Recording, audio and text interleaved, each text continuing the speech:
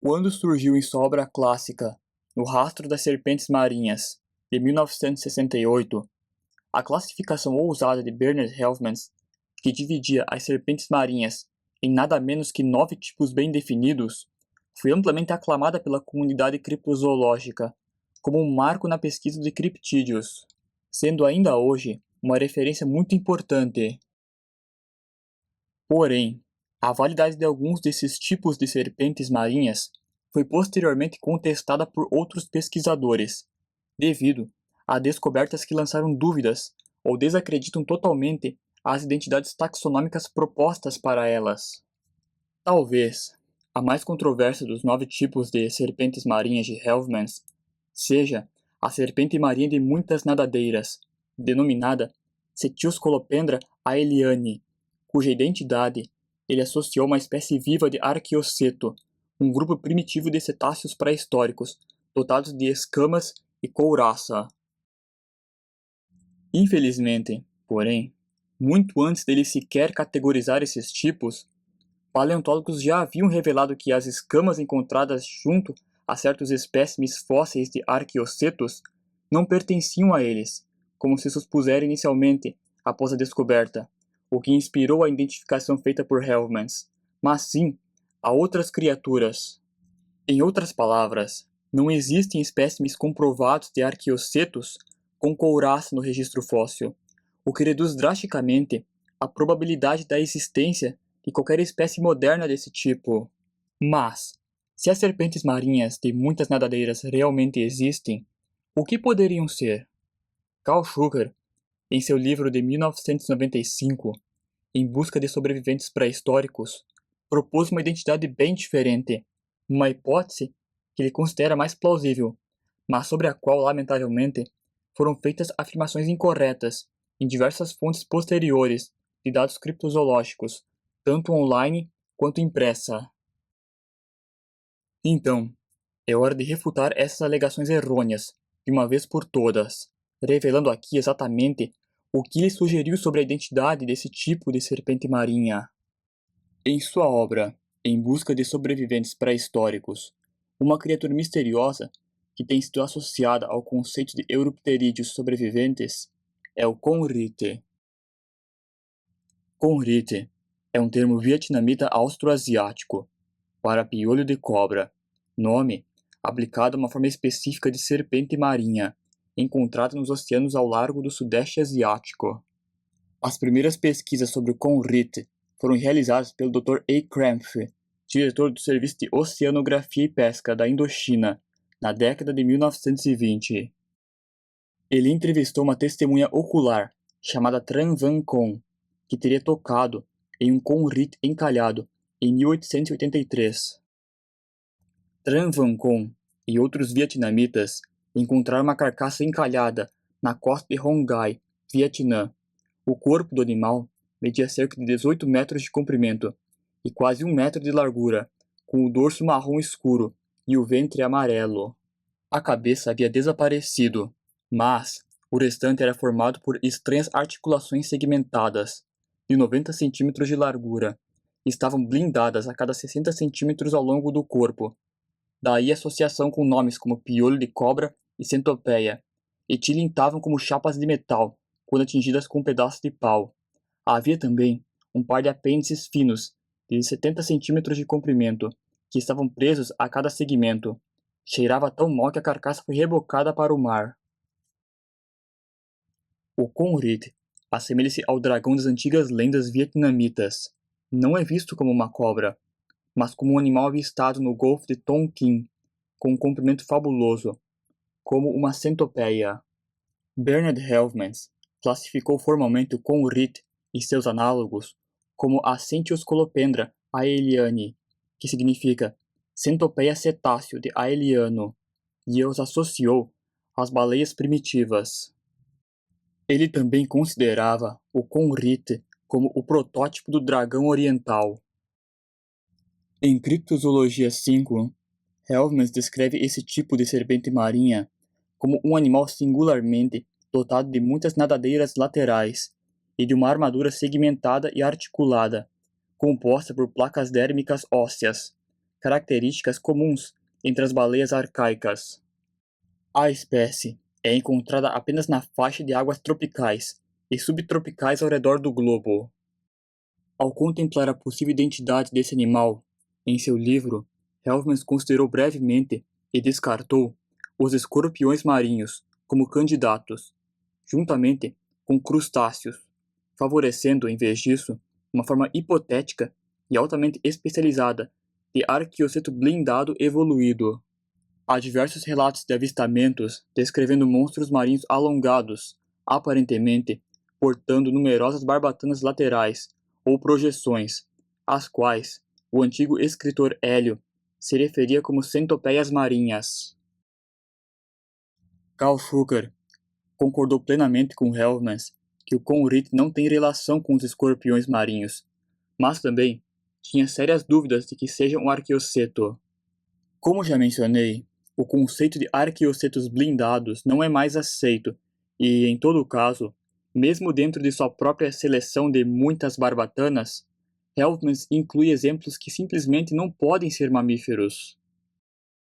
O mais proeminente deles é o monstro de 45 metros de comprimento, avistado por cerca de 30 minutos por vários marinheiros no convés de HMS Narcissus, em 21 de maio de 1899, depois que o navio contornou o Cabo Falcon, na Argélia.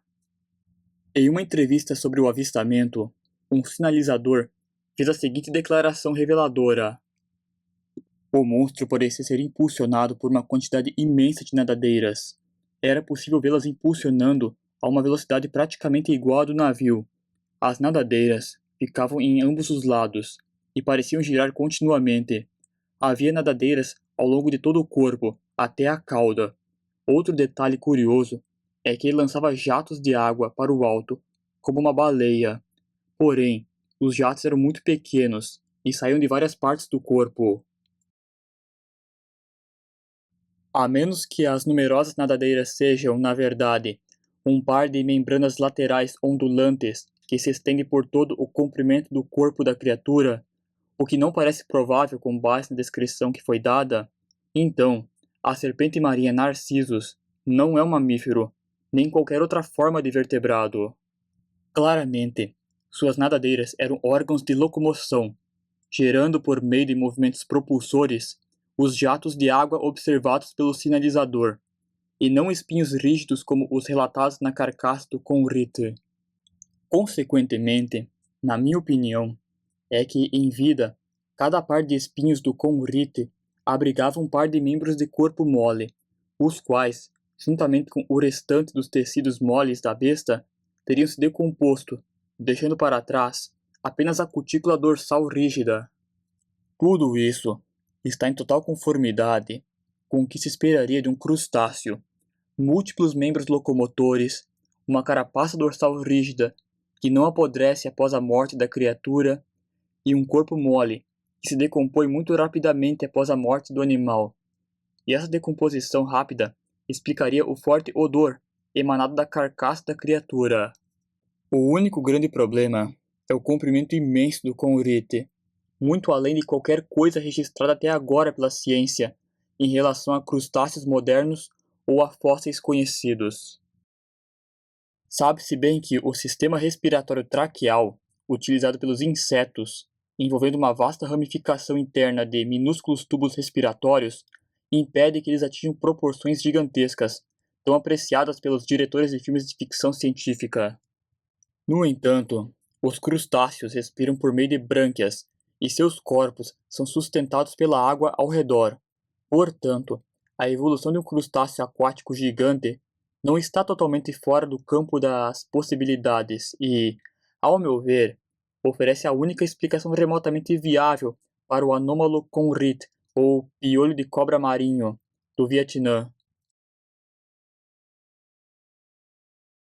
Há muitos anos, um relatório que descrevia uma nova espécie de escorpião marinho do gênero Mixopterus, com cerca de 90 centímetros de comprimento, o paleontólogo norueguês, professor Johan Kjær, relembrou a emoção de sua descoberta.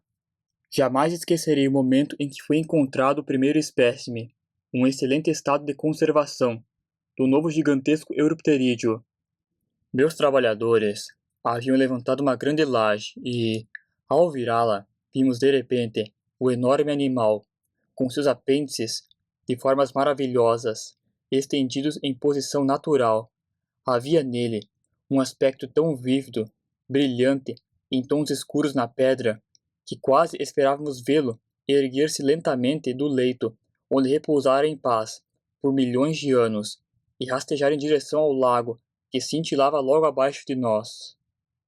Sem dúvida, criptozoólogos compartilham um sonho igualmente dramático. Trazer à tona um euripterídeo vivo, vindo das profundezas dos oceanos, ou mesmo do fundo lamacento de um grande lago de água doce. E, em algum lugar, talvez, existam realmente escorpiões marinhos da era pós-permiana, sobrevivendo até os dias de hoje, à espreita e na mais completa obscuridade científica. No entanto, com base nas evidências apresentadas até o momento, essa possibilidade não parece mais provável do que a ressurreição do espécime fossilizado de Kiaer, de seu leito rochoso de arenito siluriano. Fica perfeitamente claro, pelo relato, que o piolho de cobra marinho e a lacraia marinha são apenas nomes coloquiais, e não taxonômicos, para esse criptídeo, e que a identidade que Carl Schucker propôs para o Conrite em seu livro era a de um crustáceo, e não a de uma lacraia marinha, como afirmado erroneamente a respeito de seu livro em vários sites, nem a de um piolho de cobra marinho. Mas as identidades propostas para o Conrite são diversas. Aqui estão 5 dessas teorias.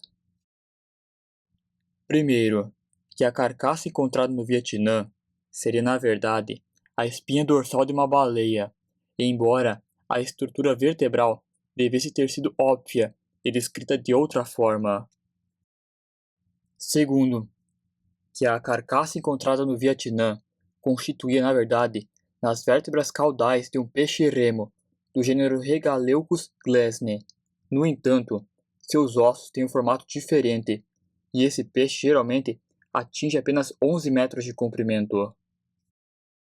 Terceira, que o Conrite seria, na verdade, uma baleia Basilosauridae arcaica sobrevivente, semelhante àquelas da categoria como monstros marinhos com múltiplas nádegas, de Bernard Helmers, que ele teorizou possuir placas ósseas. Contudo, sabe-se agora que os basilosaurídeos não possuíam tais placas ósseas. A quarta teoria é que o Conrite seria um escorpião marinho sobrevivente, da classe Euripterida, um grupo de artrópodes que floresceu do período Ordoviciano ao Permiano, há 500 e 250 milhões de anos atrás. Tinham o abdômen dividido em 12 segmentos, mas sem apêndices. Além disso, eles viviam em água salobra ou doce, e não em mar aberto, e o maior deles, uma espécie de Pterigotus, atingia apenas 2,7 metros de comprimento. A quinta teoria sobre o Conrite é que o animal seria um crustáceo gigante, de um tipo desconhecido, proposto por Carl Schucker. A carcaça representa apenas o exoesqueleto e os membros. No entanto, o maior crustáceo vivo conhecido é o caranguejo-aranha gigante japonês, que tem uma envergadura de garras de 3 a 3,6 metros, mas um tamanho corporal de pouco mais de 30 centímetros, muito longe do tamanho do Conrite. Carl Schucker também apresentou a seguinte explicação em seu blog de criptozoologia, quando questionado sobre o porquê o registro fóssil não revela criaturas, sejam crustáceos ou artrópodes, de proporções semelhantes. O registro fóssil é extremamente incompleto, especialmente com espécies marinhas que podem ter deixado fósseis em zonas totalmente inacessíveis, como o fundo do mar e zonas abissais. Também pode haver grandes fósseis segmentados que se fragmentaram em seções muito menores, que ainda não foram descobertos. Certamente, os avistamentos desses criptídeos no mar podem ter sido superestimados, mas isso parece menos provável para a carcaça que foi examinada diretamente. Na minha opinião, o Conrite É um dos criptídeos marinhos mais fascinantes e enigmáticos já registrados. No entanto, como não há relatos de avistamentos recentes, pelo menos que eu saiba, a questão de saber se ele ainda existe, ou se de fato algum dia existiu, permanece um mistério tão grande quanto a própria criatura.